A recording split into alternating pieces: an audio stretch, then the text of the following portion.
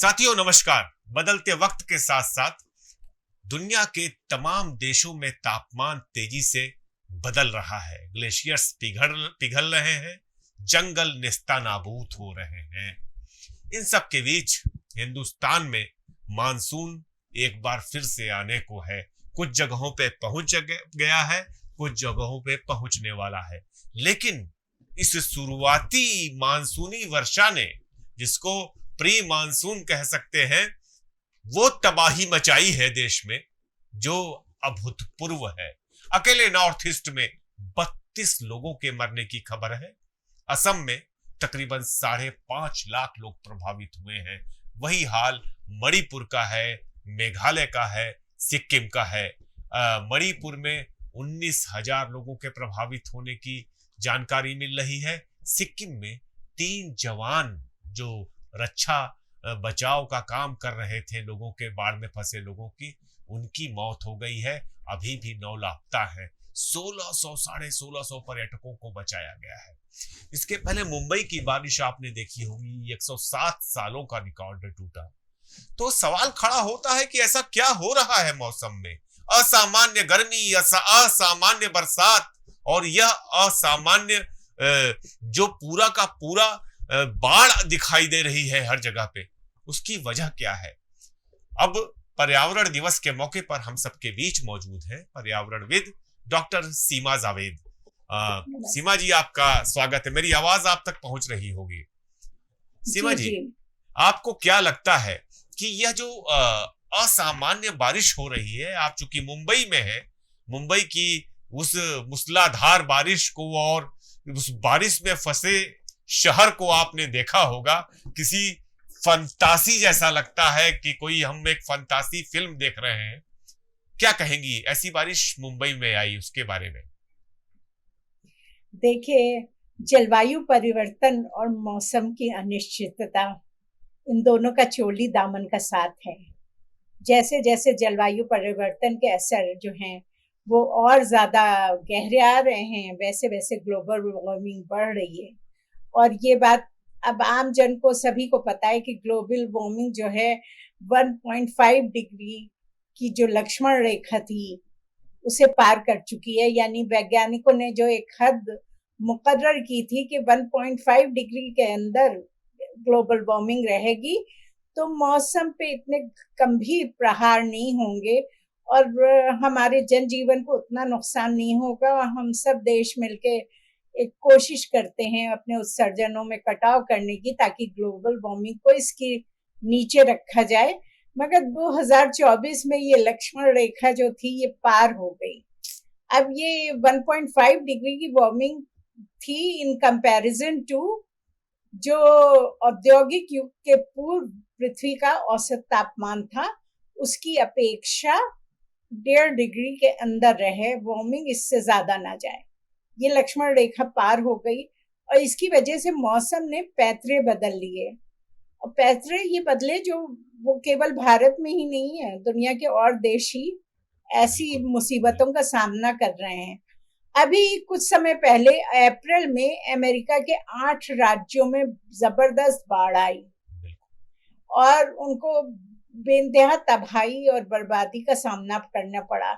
इस वक्त जब हम लोग अपनी बाढ़ से जूझ रहे हैं तो न्यू साउथ वेल्स जो है ऑस्ट्रेलिया का, वो भी बाढ़ और तबाही से जूझ रहा है। यानी मौसम जो है वो, जो बारिश 3-4 महीने बारिश का मौसम होता था और उसमें एक मौसम विभाग के अनुसार इतने मिलीमीटर वर्षा होगी ये कहा जाता था, वो 3-4 महीने में होती थी। अब मालूम दिया वो 15 दिन में, 10 दिन में ही होके खत्म हो गया एवरेज रेन का रिकॉर्ड पूरा। मगर इतने कम समय में हुआ कि बाढ़ आ गई, यानी फ्लैश फ्लड्स आ गए। ये एक आम प्रक्रिया बन चुकी है। आप अगर याद करें अब आवेश जी, तो पिछले साल भारत के कुछ राज्यों में जैसे गुजरात और राजस्थान जो रेगिस्तान है वहां पे बाढ़ आ गई थी। और केवल भारत ही में नहीं बल्कि नेपाल में इतनी भयानक बाढ़ आई थी कि 150 से अधिक मरने वालों की संख्या रही थी। और यही हालत पाकिस्तान और बांग्लादेश की भी पिछले साल रही थी। एक चीज बताइए इसकी सीमा एक जी, वजह ये कही जा रही है जी। सीमा जी एक चीज बताइए, नॉर्थ ईस्ट में जिसको जो अपनी हरियाली के लिए जाना जाता है पूरे देश में, नॉर्थ ईस्ट के तमाम राज्यों में जो वन है, सघन वन है, वो बड़ी उनका क्षेत्रफल बहुत ज्यादा है, वहां पर ऐसी बाढ़ आने का मतलब क्या है? और मैं एक वीडियो देख रहा था कि बाढ़ आ रही है और साथ में जंगल की लकड़ियां भी लेकर के आ रही है।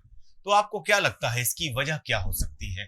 नॉर्थ ईस्ट में इतना व्यापक स्वरूप, और सबसे बड़ी बात जो हुई दिखने को मिल रही है कि बड़े पैमाने पर भूस्खलन भी हुआ है, तो आप इसको कैसे देखती हैं? क्लाइमेट चेंज है और क्लाइमेट चेंज की वजह से जो प्रभाव है वो क्षेत्रीय स्तर पे नहीं होते, उनका पैमाना बहुत व्यापक होता है। और इसकी एक मोटी सी मिसाल बताएं कि ग्लोबल वार्मिंग की वजह से हिंद महासागर गर्म हो रहा है। ये अध्ययन किया है इंडियन ट्रॉपिकल मेट्रोलॉजिकल इंस्टीट्यूट के हमारे अपने भारतीय ही वैज्ञानिक क्लाइमेट साइंटिस्ट रॉक्सी मैथ्यू पोल ने, कि करीब हिंद महासागर का तापमान जो है 1.2 डिग्री सामान्य से बढ़ गया है और इसकी वजह से मानसून का पैटर्न बदलेगा इंडिया में। इसकी वजह से भीषण तूफान आएंगे, इसकी वजह से मौसम जो है वो उसका मिजाज खराब हो सकता है। ये मतलब मैं एक एग्जाम्पल दे रही हूँ आपको कि देखिए हिंद महासागर का तापमान इतना बढ़ गया। एक दूसरी वजह ये होती है कि जब गर्मी बढ़ती है, जैसे जैसे ग्लोबल वार्मिंग हो रही है, पृथ्वी का तापमान बढ़ रहा है, इसका सबसे अधिक प्रभाव दक्षिण एशिया पे पड़ रहा है। और दक्षिण एशिया पे पड़ने की वजह से अगर वार्मिंग ज्यादा हो रही है तो हमारे वहां सतह से इवेपोरेशन भी ज्यादा हो रहा है, यानी पानी जो वाष्प बन के उड़ रहा है हमारे समुद्र से भी और क्षेत्रों से भी वो ज्यादा हो रहा है। उसकी वजह से क्लाउडिंग भी ज्यादा हो रही है और वो अचानक झमाझम करके बरस रहा है। और पिछले साल शायद ऐसा केरल में हुआ था, गुजरात में हुआ था, राजस्थान में हुआ था, जहां रेगिस्तान है वहां ऐसा हो रहा है। पिछले साल अगर आप याद करें तो हम ही नहीं बल्कि दुबई में झमाझम ऐसी बारिश हुई थी कि उनका पूरा जनजीवन अस्त व्यस्त हो गया था, क्योंकि वो डेजर्ट एरिया है, वो इसके लिए एकदम प्रिपेयर्ड नहीं थे। और मैम हम तैयार तो हम लोग भी नहीं है। क्या आप कहती मानती हैं कि भारत जो है इस तरह की व्यापक बाढ़ के लिए तैयार है? भारत के राज्य, भारत के शहर, जो शहरी स्ट्रक्चर है, संरचना, जो आधारभूत संरचना है, आप मुंबई में हैं, क्या मुंबई तैयार था इस बारिश के लिए? देखिए हमारी शहरों की संरचना इन मुसीबतों को सामना करने के लिए बनी ही नहीं है। यानी ये जो एकदम स्टॉर्म का पानी आता है, जिसे कहते हैं एकदम से पानी का रेला, ये बह के कहाँ जाएगा। कुछ शहर हैं जो बहुत अपना डेवलपमेंट जो है इस नजरिए से देख रहे हैं कि वो अपने पार्कों के नीचे पानी के स्टोरेज बना रहे हैं, ताकि अगर रेन वाटर इतनी कस के बरसे तो वो स्टॉर्म वाटर जो है वो पार्कों के नीचे चला जाए या फुटबॉल फील्ड्स के नीचे चला जाए। इस तरह की एक सोच विकसित हो रही है, मगर अभी अनफॉर्चुनेटली हमारी कंट्री में समय लगेगा और इसके लिए हर चीज के लिए संसाधनों की भी जरूरत है। आप ये देखिए विकसित देश जो इस चीज के लिए पूरी तरह से जिम्मेदार हैं, यानी ग्लोबल वार्मिंग की पूरी जिम्मेदारी ऐतिहासिक अगर देखिए तो विकसित देशों की है, और उन्होंने हर बार इसके लिए सहायता या पैसे देने की बात कही, क्लाइमेट फंड की बात कही, मगर हमेशा अपना पल्ला झाड़ लिया। और इस बार भी यही हुआ कि ये वायदा करने के बाद कि क्लाइमेट फंड देंगे, अमेरिका ने हाथ झाड़े और कहा हम कोई क्लाइमेट फंड नहीं दे सकते, हमें तो खुद अपने राज्यों में जो मुसीबतें आ रही हैं क्लाइमेट की वजह से उसकी तैयारी करनी है। मतलब यहाँ तो ये बात है ना, करे कोई मरे कोई। हमने तो कुछ किया नहीं, हमारे उत्सर्जन इतने नहीं हुए हैं जिसकी वजह से हमें ये झेलना पड़े, मगर झेल रहे हैं हम लोग। ये आपने बड़ी बात कही है कि हमारे यहाँ से उत्सर्जन उतने नहीं हुए हैं, लेकिन दुनिया का तापमान जैसा कि आप बता रही हैं 1.5 डिग्री बढ़ा है।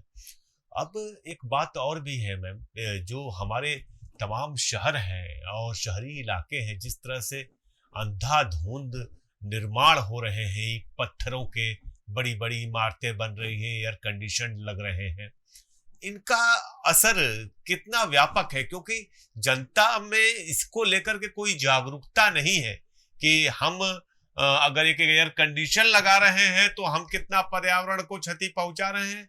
और दूसरी बात, मुझे तो याद आता है, एक सामान्य, हम तो जर्नलिस्ट हैं तो ये देखते याद करते हैं कि जब हम लोगों का बचपन का वक्त था तो हम लोग तो एक पंखे कूलर में गर्मी का वक्त बिता लेते थे, लेकिन आज बिना एसी के कोई नहीं रह पाता अपने घर में। आपको क्या लगता है ये स्थिति कैसे आ गई, वो भी हिंदुस्तान जैसे देश में जो कि गांवों में बसता है? हर दरवाजे जो थे कि मच्छरों से रुकाव हो और हवा अंदर आए, उसके बजाय अब कांच के दरवाजे बनाते गए या खिड़कियां। कांच से दो बातें होती हैं, एक तो वो गर्मी भी ज्यादा सोखती है और कि जाली ना होने की वजह से आप उस खिड़की को मच्छरों के डर से खोल नहीं सकते हैं, यानी आपका वेंटिलेशन तो शून्य हो गया, क्रॉस वेंटिलेशन रहा नहीं घर में कुछ। तो क्या करेंगे आप जो है, उसके बजाय क्या कर रहे हैं, एसी चला रहे हैं, यानी आप बिजली की ज्यादा से ज्यादा खपत कर रहे हैं। हाँ, हमारी बिजली 100% रिन्यूएबल तो अभी हुई नहीं है, होनी है। हम लोगों ने सोचा है, तय किया है कि 2070 तक हम कंप्लीटली रिन्यूएबल पे चले जाएंगे, मगर 2070 में तो अभी 40 साल 45 साल मौजूद है ना। और आज हम इतनी ज्यादा बिजली की खपत करने लगेंगे तो क्या होगा? ये सब बातें एक सोचने लायक बात हैं। एक छोटी सी बात है कि अब गर्मी बढ़ रही है, मगर आज भी बताइए, जो मजदूर काम करते हैं, जो फेरी वाले दुकानों पे फेरी लगा के सड़क पे सामान बेचते हैं, जो ऑटो वाले चलते हैं, उनके लिए उससे बचाव के कोई हीट एक्शन प्लान बन रहे हैं, मगर कानूनी तौर पे कभी ये मतलब ऐसे कोई लॉ नहीं आए, ये नहीं कहा गया कि भाई मजदूर जो हैं इतनी गर्मी में, जब प्राइम टाइम होता है गर्मी का, उस टाइम काम नहीं करेंगे, उसके बजाय वो शाम को काम कर लें, कम से कम उनकी जिंदगी की बचत हो जाए इस चीज से। या खेत में काम करने वाले मजदूर जो हैं, वो बजाय दोपहर में, भरी दोपहर 12 से 4 जो पीक टाइम है, उस पर काम न करके 4 से 8 या 4 से 9 शाम के टाइम काम कर लें, बिल्डिंग बनाने में, कंस्ट्रक्शन में कर लें। फेरी वालों को ये एक बात मतलब जानकारी देनी पड़ेगी कि भाई तुम सुबह शाम अपना फेरी जो लगाते हो वो लगाओ, मगर दोपहर में ना लगाओ, बहुत गर्मी हो रही है, वेट बल्ब टेम्परेचर हो रहे हैं, मौत से मौतें हो रही हैं, इतनी गर्मी हो रही है, पारा 50 के पास पहुंच जाता है।